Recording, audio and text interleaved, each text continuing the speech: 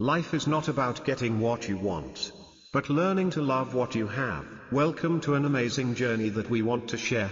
In this video, you will hear 10 ancient stories, each with profound philosophical lessons that can help you change the way you look at life, your challenges, and yourself. Each story is not simply a lesson from the past, but a principle of life that we can apply immediately in modern life, helping us to be more resilient, live more positively, and always find light in the darkest times. Let's start with the first story, where a lost horse can be the beginning of a miracle. Don't miss it. The following stories will make you think and change the way you look at yourself and the world around you. Remember, every crack in life is also an opportunity for us to shine. Now, let's start this journey. Story 1, The Old Man and the Grey Horse. Fortunate or unfortunate?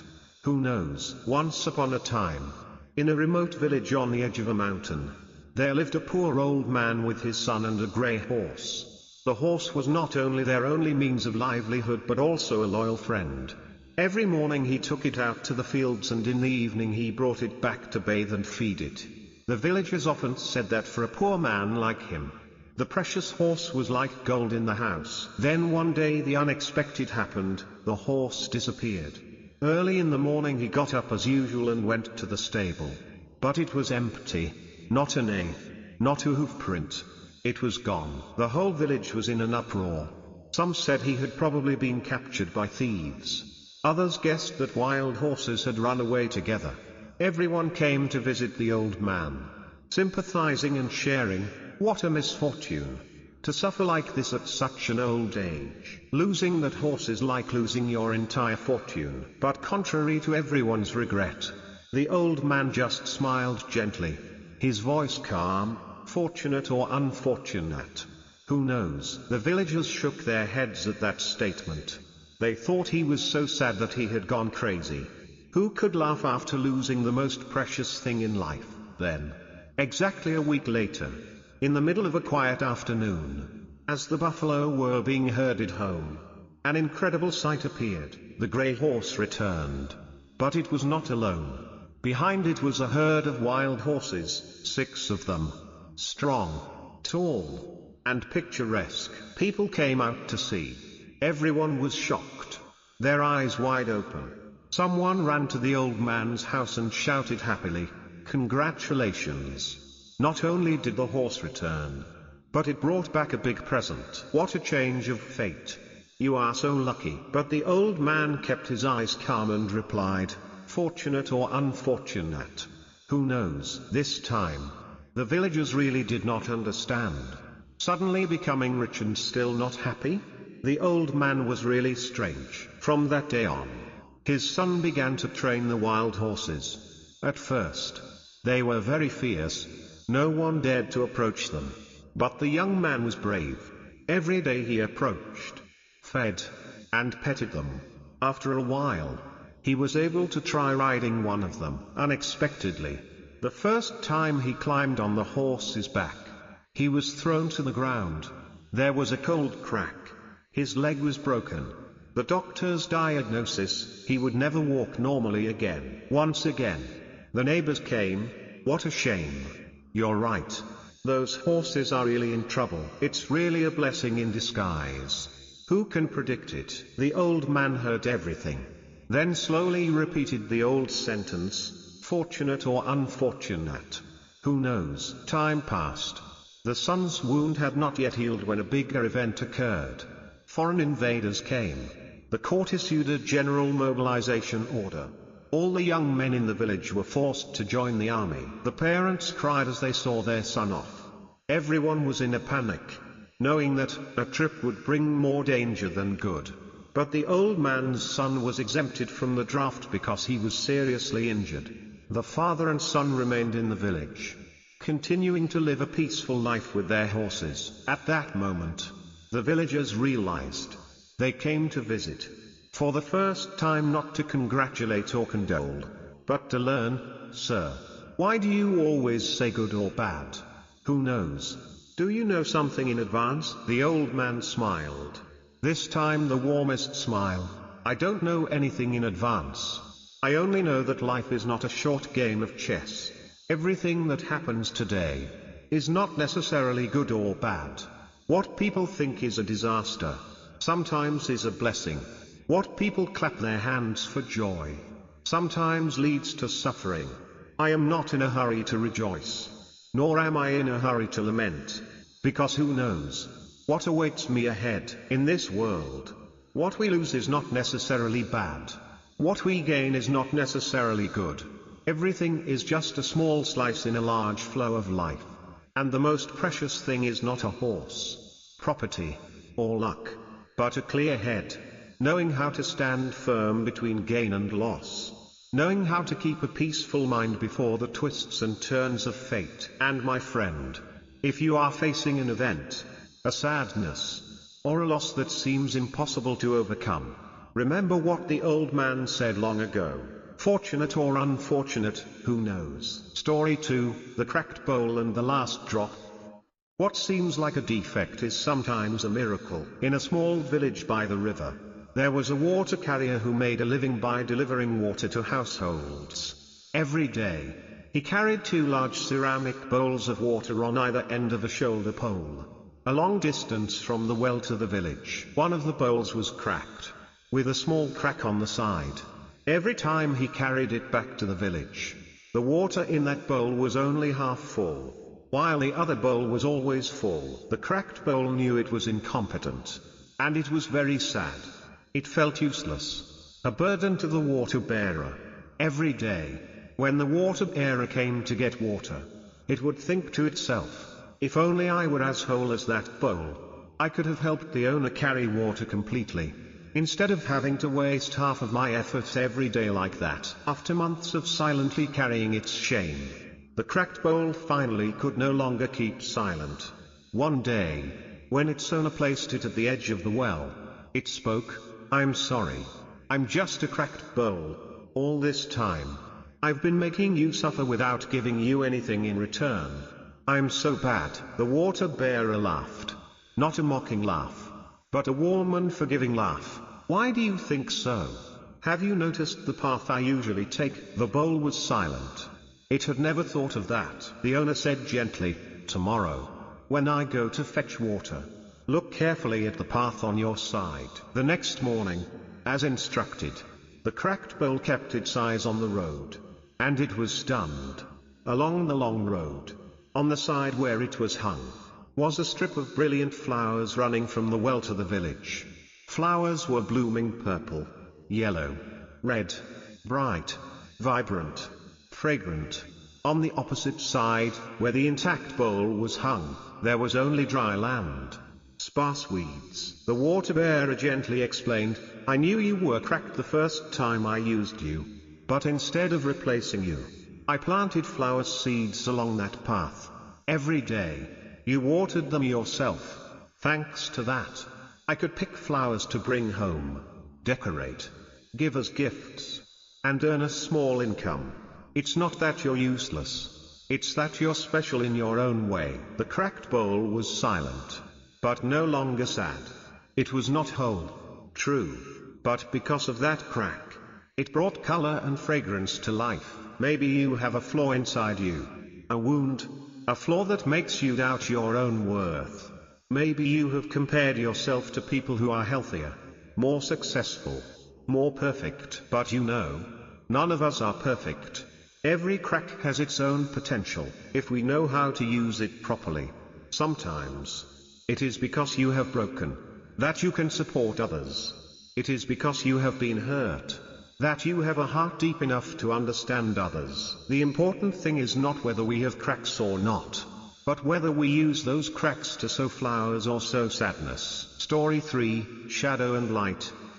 Who are you when no one is looking at you? In a big city where people are rushing to keep up with the fast pace of life, there is an old painter who lives alone in an old attic. He was once famous, had his paintings exhibited at international exhibitions, and was sought after by the press. But time passed. The world changed. People no longer mentioned him, no longer asked to buy his paintings. Young people now like NFT, AI art, and colorful things on social media. The old man still painted every day. No one bought the paintings. No one looked at them. No one cared. He, and his own shadow on the wall, were his only companions. One day, a young art student accidentally wandered into the old neighborhood and saw an attic with windows full of light. She knocked on the door and asked permission to visit the studio. The old artist nodded silently. When she entered the room, she was stunned. The paintings hung all over the walls. Breathtakingly beautiful. Not modern. Not trendy. But containing something very real. Loneliness. Serenity. And the light quietly flowing through each brush stroke. The girl asked, "Why don't you display it? Sell it? Share it?" The artist smiled. "I used to live for nods and compliments. But then I realized, if I kept living according to other people's views, I would lose myself." He stood up and pointed to one particular painting, a man sitting in a dark room, with only a sliver of sunlight coming through the window. The man was drawing, not a landscape, but his own shadow, cast on the floor. That's me. And that's the biggest lesson. Sometimes you have to be brave enough to be just you, your light, and your shadow. No need for applause. No need for praise. Just keep painting. In modern life, we are caught up in the limelight of others. Likes, comments, compliments have gradually become a measure of worth. But if one day all of that disappeared, would you still do what you love? Would you still believe in yourself when no one else does? Being persistent with your passion, even when no one else recognizes it, is true bravery. Because what makes success is not the applause of others, but the light within you that is big enough to outshine your own shadow. If you're doing something that no one understands or supports, don't give up. You may not be seen yet, but there is someone out there looking for exactly what you're doing. Story 4, The Father, the Son and the Broken Kite. What seems like a loss is sometimes a liberation. In a peaceful countryside, there lived a father and son in a small house by the fields. The father was a craftsman, living a simple life, working all his life, saving every penny to raise his son to study. The boy was his only pride, the light in his eyes that had dimmed over the years. Every afternoon, after school, the boy would run home, holding high a new gift, one day a comic book, another day a toy plane, sometimes a piece of technology that his father did not understand. And every afternoon, they would fly kites together on the dike behind the house. That kite was handmade by the father himself, carefully split bamboo frame, carefully pasted paper, neatly rolled parachute string. It was not as beautiful as the kites sold in stores, but it flew high, very high. Every time it soared into the sky, both father and son seemed to forget the world. Only the sound of wind, laughter, and freedom in their chests remained. But years passed. The boy had grown up. He had passed the city university entrance exam. The afternoons of kite flying became less frequent. The phone calls became shorter. The text messages were only yes and yes.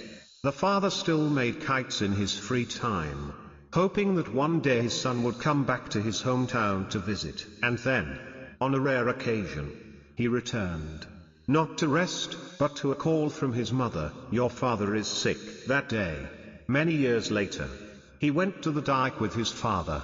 The father quietly handed his son the newly made kite, still with the bamboo frame, still with the parachute string, and smiled, "Let's try again. The wind is nice today." He was no longer an eager child, but because he loved his father, he raised the kite high, ran a few steps and it flew high like the old days. In that moment, both of them seemed to relive the old days. But then, a swishing sound rang out. The string broke. The kite flew away into the distance, disappearing behind the clouds. The father said nothing. The boy quickly apologized. "I'm sorry. I didn't hold the rope tight enough.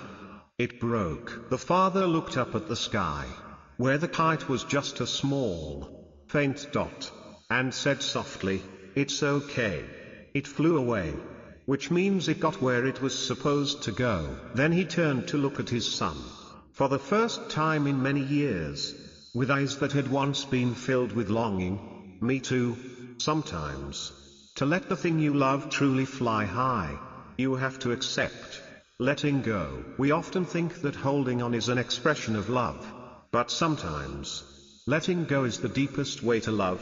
Just like a father loves his child, not to hold him forever, but to teach him how to fly, even though he knows the price is loneliness. Life is like that. There are people, things we don't want to lose. But if that is what makes them fly away, live truly, be truly happy, then perhaps we should smile. Stand under the field of life, and watch, even if our heart's sake. Story 5, The Soup Bowl and the Broken Chopsticks. Happiness does not lie in perfection, but in the appreciation of imperfection. There was an old woman who lived alone in a small house at the foot of the mountain. She had no children, no husband, only a small vegetable garden, an old cat and a set of old bowls and chopsticks. In that kitchen, every day she cooked for herself a simple bowl of vegetable soup, sometimes with a little rice, and very rarely a piece of meat. In that set of utensils, there was a pair of wooden chopsticks with one end broken, which she had deliberately tied with a small rope, and had been used for many years. Everyone in the village had advised her to throw them away, but she just smiled. They can still pick up things. As long as they can pick up things, they can live. One cold winter day, she woke up early to cook soup, but when she brought the bowl to the table, her hand slipped and the bowl broke. The broken chopsticks broke again, this time beyond saving. She sat there in the cold kitchen, hugging the old chopsticks as if hugging an old friend who had just left. That afternoon, the neighbor girl, who often came over to play, ran over and saw her grandmother busy picking up the pieces of a broken bowl. She asked, "Grandma, why don't you use a new one? I'll give you a nicer one." She did not answer right away. After a while, she said, "You know, even though the soup today broke, it was still the best soup I have ever cooked. Not because the vegetables were more delicious, but because I knew it might be the last time I cooked with those broken chopsticks." The girl was bewildered, not understanding. She looked up, her eyes distant. I have lived long enough to understand that happiness does not come from perfection. It comes from attachment, from daily habits, from broken chopsticks that can still be picked up, from a simple bowl of soup that you eat in silence. People only regret when those things are gone. In life, we often chase after new things, shiny things, perfect things. We easily get bored with old things, familiar people, and repetitive daily tasks. But it is these things, the broken chopsticks of life, that create peace. Being grateful for imperfections is a profound form of wisdom, because sometimes, the most precious thing is not what you have new, but what you can smile at the old, and say, "I still need it, and it is still good enough for me to love." Story 6, The Traveler and the Forgotten Road. It's not the road with the most people that's the right one, but the road you choose and dare to walk, even if you're alone. Once upon a time, in a faraway kingdom, there was a legend that said, whoever finds his own path and reaches the end of that path, will attain wisdom and eternal peace. This legend has caused hundreds of young people from all over to flock to the mountain to find a way. They bring food, companions, compasses, maps. All of them flock to a single trail, the most popular path, considered safe, effective, proven. Among them, there was a young man, a dreamer and a wanderer. When he reached the foot of the mountain, instead of following the crowd, he stopped, looked around, and discovered behind a bush there was a small path, full of wild grass and strangely deserted. He turned to an old man selling water nearby and asked, "Sir, where does that road lead?" The old man replied, his voice hoarse, "That's the old road. Few people use it because it's difficult, slow, and has no guarantees. Who was the last person to go through it?" "I don't remember," But I heard that those who go through it never come back, because they have found themselves." The young man was silent. Then, instead of stepping into the bustling crowd going up the mountain, he gently parted the grass and stepped onto that forgotten path. The first few days, he was confused. There were no footprints. No one asked questions. The grass was knee-high. Sometimes he got lost. But the more he walked, the more he heard the sound of the stream flowing, saw flowers blooming among the rocks, saw strange animals he had never seen before. Not noisy, but strangely peaceful. He learned to make his own fire, to tell directions, to talk to himself, to listen to the wind, and to understand silence. One day he came to the end of the road, not a glorious mountain peak as he had imagined, but a flat grassy field where the sun rose very close, and there was an old wooden sign with the words, "You have not found any treasure, but if you still find yourself full, then you are a winner." The boy sat down, smiling to himself. Life is like a mountain with many forks in the road. We are easily drawn to the crowded road, easily choose the safe and recommended path. But there are souls who do not belong to the crowd. They need silence, need solitude, need a path just for themselves, even if it is rough, thorny and without support from anyone. Thinking differently is not always right, but it is a prerequisite for finding your true self. And sometimes, the greatest wisdom lies not in the destination, but in the journey you dare to take, when no one else is going with you. Story 7, The Mirror and the Beggar. People are not poor because they don't have money.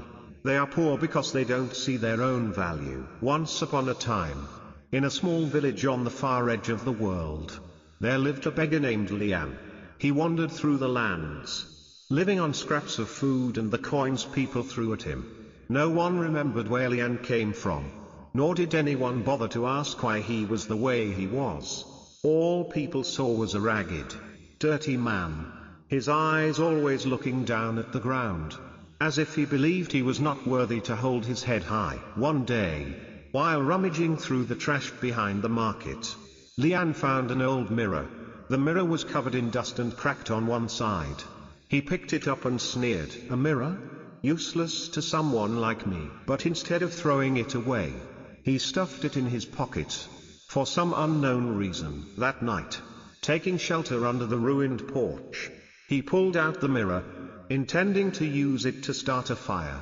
But when a small ray of moonlight shone down and reflected on the mirror, something strange happened. In that moment, he no longer saw his ragged self. Instead, he saw a small boy, bright eyes, hands holding a flower. He was startled. Then the mirror returned to normal, leaving only his face, tired and blurred. From that day on, Lian looked into the mirror every night. Each time, he saw a different memory, the image of him playing the piano as a child, the image of his mother stroking his hair, the image of him dreaming of becoming a painter. Memories that he thought had been buried by poverty and the contempt of life. He began to think, was I ever valuable? The next morning, instead of begging like usual, he picked up some scraps of wood and put them together to make a small chair. He sat there, polished the mirror, and placed it in front of him. Villagers passing by asked in surprise, "What are you doing?" Lian replied, "I let others look in the mirror, so they can remember who they used to be." At first, only a few curious children came to look. Then the adults came too. An old woman looked into the mirror and cried when she saw her younger self. A man was startled when he saw his own cold eyes in the mirror, the eyes he had hidden behind a polite smile. Soon, Lian's old mirror became a place where people came not to look at faces, but to look back at souls. One day, a rich merchant came by. He looked at Lian, then at the mirror, pondered for a long time and asked, "How much do you sell this mirror for?" Lian smiled, "It is not for sale. It only reflects the value of the person who dares to face it." The merchant was silent, then took out his wallet, put down a few gold coins, and said, "Not to buy. It is to thank you, because for the first time in many years, I see myself. Lian did not become rich. But he was no longer a beggar. He was a person who awakened the values that had fallen asleep in the hearts of others. And from that moment on, he came back to his true self, a person who knew how to dream, how to create useful things, and dared to believe that he had value. Don't let life overwhelm you with failures, judgments, or cold eyes. No matter who you are, where you've been, or how wrong you've been, you still have value. The question is, do you dare to look in the mirror of yourself and believe it? Story 8, The Fisherman and the Great Storm. It is not the waves that sink the boat, but the water that remains within it. On a small island in the middle of the ocean, there lived a fisherman named Takun. He was famous throughout the island not only for his skillful fishing but also for his silence. Whether the sea was rough or calm, Takun always went fishing alone. Without complaining, without boasting, without fear. People often say, "Old Takun has magic. No matter how rough the sea is, it can do nothing to him." Actually, Takun doesn't have magic. But he has something that very few people have: acceptance and understanding of his own limits. One day, a great storm was predicted to hit. The whole village panicked. Boats were pulled ashore. Food was stockpiled. Houses were fortified. But Takun, as usual, went out to sea. Everyone thought he was crazy. "You're old. Have you nothing to lose?" a neighbor shouted after him. Takun just smiled, saying nothing. The storm did come. The waves were as high as mountains. The wind was as sharp as knives. The whole island shook. But the next morning, while everyone was still recovering, Takun returned, still in one piece, still alone, with a few fresh fish in a basket. "How do you do that?" one asked, eyes wide open. Takun sat down, poured some tea, and slowly replied, "I don't fight the storm. I just learned to let it pass. I saw the storm coming. I didn't row home. I didn't run. I let go of the tiller, lowered the sails, and let the boat drift. I knew I couldn't control the wind, but I could control my attitude. I didn't hold on to fear. I let myself drift with the waves, but I held on to my heart so it wouldn't be swept away." People were silent. It turned out that the miracle was not in the physical, but in the spirit. In life, we often encounter storms. Not natural storms, but storms of failure, loss, hurt, betrayal, pressure. And like Takun, we cannot control everything, but we can learn to control what is inside us. Letting go doesn't mean giving up. It means accepting what cannot be changed, to protect what is most important, inner peace. If you are in the midst of a storm of your life, remember, don't try to row when the wind is too strong. Let down your sails for a while. Don't let the water get into your heart. That's what sinks the boat. Story 9, The Broken Watch. There are things that, even if stopped today, are still true twice a day. In a small village, there lived an old clock repairman named Harun. He had spent his life with clocks, from ancient pendulum clocks, to exquisite pocket watches, to modern battery-powered timepieces. But the most special thing about Mr. Harun's shop was not the clocks that were running, but a long broken clock, lying in the middle of the shop, carefully cleaned every day. The clock stopped at exactly 6:47 a.m. No one remembers when it broke, but it is known that Mr. Harun never threw it away, despite dozens of people's advice. What are you keeping it for? It's useless. Exhibiting something dead. People will think you're out of business. But Mr. Harun just smiled and said, "This clock is still right. Twice a day." It sounds like a joke, but it's true. Every day, at exactly 6:47 a.m. and 6:47 p.m., the broken clock's hands align with real time. Even though they're no longer running, they're still right, at least for a moment. One day, a young man came to learn the trade. He asked curiously, "Sir, why do you keep that watch? What is so special about it?" "Because it reminds us that even if someone has stumbled, stopped, or been considered broken, They still have value. It just needs the right timing.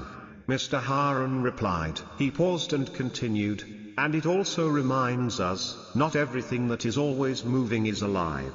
Sometimes it is standing still that helps us see things more clearly. Modern life makes us believe that we have to be fast, busy, and always moving forward to be worthwhile. But like that clock, there are times when we need to stop and be still, exactly what we need to find ourselves. No one is broken forever. No one is useless forever. And true value sometimes lies in timing, not in continuity. If you find yourself slowing down, or feeling lost, or feeling like you're no longer useful, remember the broken clock. You can still be right, you can still shine, if you're patient and willing to wait for your moment. Story 10, The Water Carrier and the Two Pots. Even a cracked pot can grow a flower garden. Once upon a time, in a peaceful countryside, there was an old water carrier who made a living by carrying water from the village well to the homes of the villagers. Every day, he walked several kilometers, carrying on his shoulders 2 clay pots tied to the 2 ends of a carrying pole. One pot was new and intact. The other had a long crack on the side, and water kept leaking out every time he carried it home. The cracked pot was sad. It felt useless. One day, it asked the water bearer, "Why do you still use me? I can no longer hold the water completely.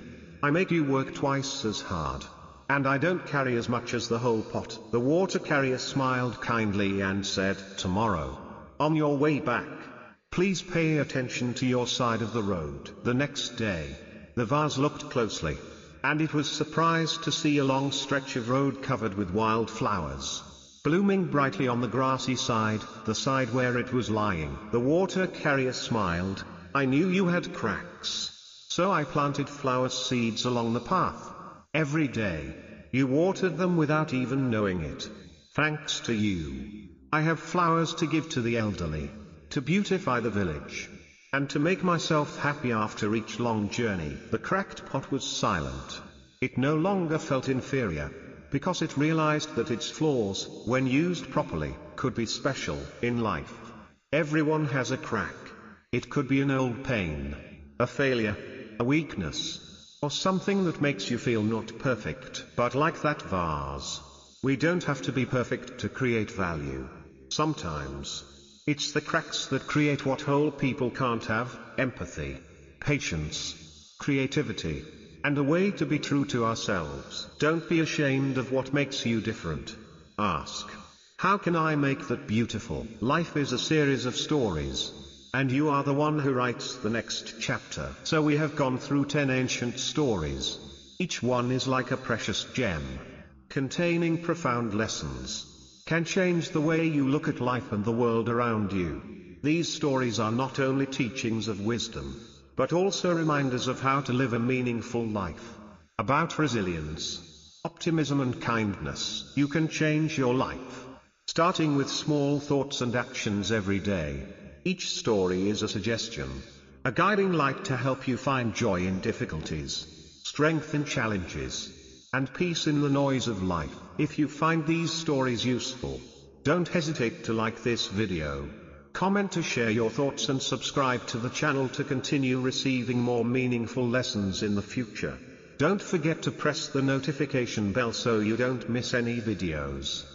Remember, your life is the story you choose to write every day. Thank you for joining us on this journey. See you in the next stories.